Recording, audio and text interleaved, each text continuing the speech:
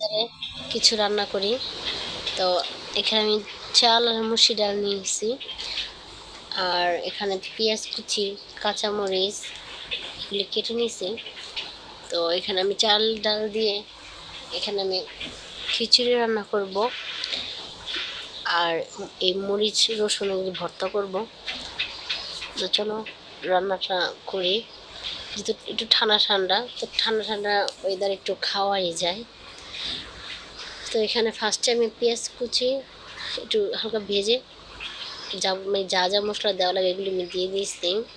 আমি এটা ভালোভাবে আমি কষিয়ে নেব। তো একটু পানি দিয়ে ভালো করে আমি এটা কষিয়ে নিয়েছি। যেহেতু এখানে আমি একটু আলু অ্যাড করবো, আবার এর জন্য একটু ঘনত্ব ভালো হয়। তো এখানে সন্ধ্যার সময় আমাদের এখানে খুব পরিমাণ বৃষ্টি হয়েছিল। তো এই কারণে আমি চিন্তা করলাম তাহলে এই ঠান্ডা ওদের কিছু খাওয়া যাক। তো এখানে আমি আলুটা এখানে দিয়ে ভালো করে কষিয়ে সিদ্ধ করে নিয়েছি।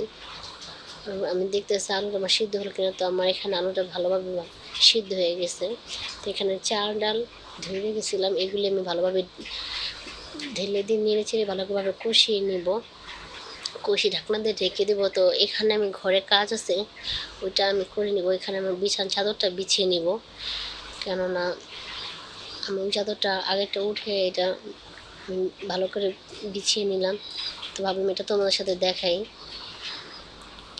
ভালো করে চাদরটা বিছিয়ে নিব, ঘরটা একটু পরিষ্কার করে নিব, যেহেতু সন্ধ্যার সময়। তো একটু সন্ধ্যার সময় কিছু কাজ থাকে হালকা পাতলা। তো আমি ভালোভাবে চাদরটা গুছিয়ে নিতেছি। যেহেতু ছোটো বাচ্চা আছে, চাদর এলোমেলো করে নিয়ে ফেলে। তো এখানে আমি ভালোভাবে বাচ্চা সেট করে নেব। তো এই আর কি। তো এখানে আমি রুমটা ঝাড়ু দিয়ে দিব, যেহেতু রুমে অনেক ময়লা ছিল।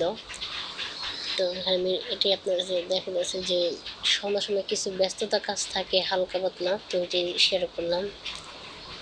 তো এই আর কি। ওইখানে আমার খিচুড়িটা হইতে থাক, আর এখানে আমার ঘরের কাজটুকু হয়ে যাক। তো একসাথে দুটাই হোক।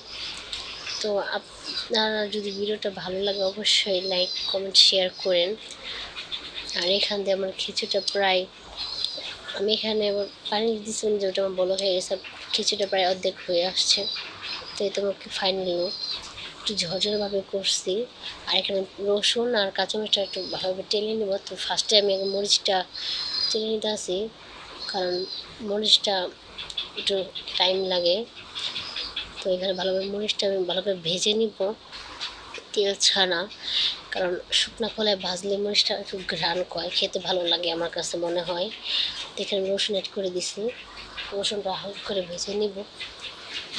ভালো করে ভেজে নিয়ে খিচুড়ির সাথে মরিচ ভর্তা আর ডিম ভাজা। তো ডিম ভাজাটা আমি দেখাতে পারি নাই।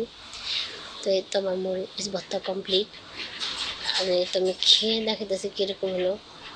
তো আমার কাছে তো খুব ভালোই লাগছে। তো আপনাদের কাছে কেমন লাগলো অবশ্যই জানাবেন। এই তো এই পর্যন্ত ভিডিওটা। ভালো লাগলে অবশ্যই লাইক কমেন্ট আর শেয়ার করে দিয়ে